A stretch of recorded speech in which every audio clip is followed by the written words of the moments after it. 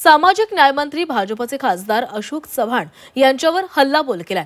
एवढा पैसा कशाला हवा, भाकरी खाता की नोटा, असा सवाल शिरसाट यांनी विचारलाय। अशोक चव्हाण यांचा मतदार संघ असलेल्या भोकर नगर परिषद निवडणुकीच्या निमित्त आयोजित जाहीर सभेमध्ये शिरसाट यांनी हे वक्तव्य केलंय। हे पद पाहिजेत कशाला? मुळात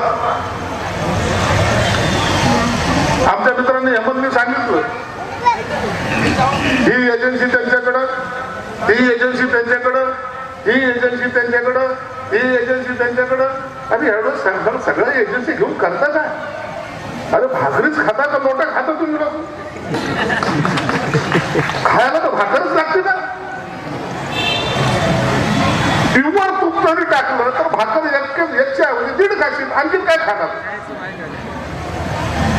मग एवढा पैसा पाहिजे कशाला?